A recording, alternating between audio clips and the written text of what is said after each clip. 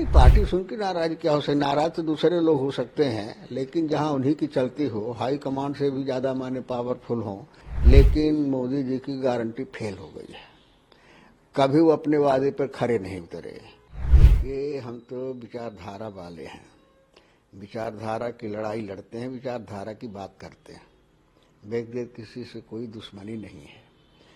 और जहाँ तक कमलनाथ जी का सवाल है, वो एक वरिष्ठ नेता हैं, सुलझे हुए नेता हैं, और उन्होंने हर उतार चढ़ाव को देखा है और हमेशा उन्होंने उस विचारधारा के खिलाफ लड़ाई लड़ी है जिस विचारधारा का आज संवैधानिक रूप से विरोध हो रहा है, प्रजातांत्रिक रूप से विरोध हो रहा है।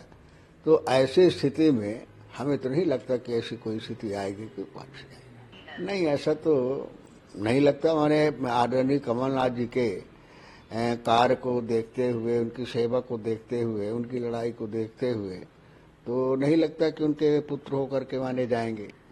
और फिर व्यक्तिगत विचारधारा है, कौन क्या सोचता है अलग मुद्दा है। पार्टी से नाराजगी है? नहीं, पार्टी सुन के नाराज क्या हो सकते, नाराज तो दूसरे लोग हो सकते हैं, लेकिन जहां उन्हीं की चलती हो, हाई कमांड से भी ज्यादा माने पावरफुल हो, उनकी बात हर जगह मानी जाती हो, ऐसी स्थिति में उपेक्षा का और उसका कोई सवाल है नहीं, बात न मानने का। वो कल होने वाली, उससे पहले किसान नेताओं की तरफ से कहा जा रहा है कि सरकार ऑर्डिनेंस लेकर आए और लीगल गारंटी दे एमएसपी पर। आपको लगता है कल जो बातचीत होने वाली वो सफल साबित होगी, किसान अपने घर वापस जाएंगे? ये किसान अपने स्थान पे है और सरकार जो कर रही है अपने तरीके से कर रही है।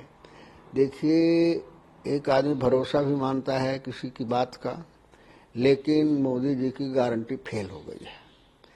कभी वो अपने वादे पर खरे नहीं उतरे। जो भी वादा किया है उस वादा को माने वो मुकर गए।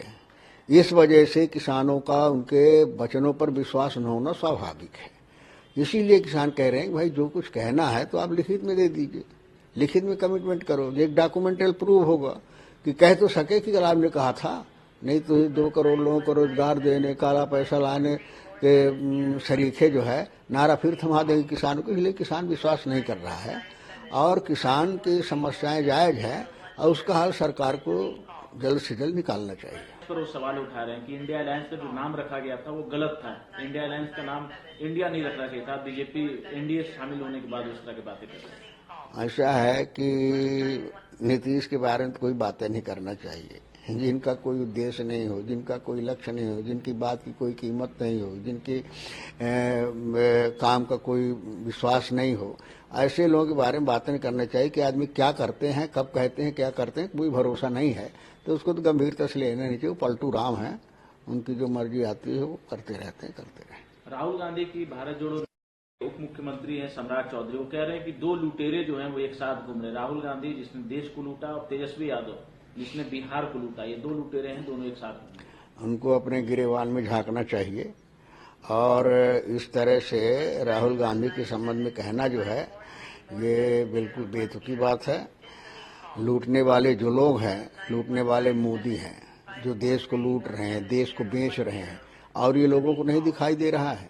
ये इतने अंधभक्त जो हो गए हैं, ये देश का भला नहीं कर सकते।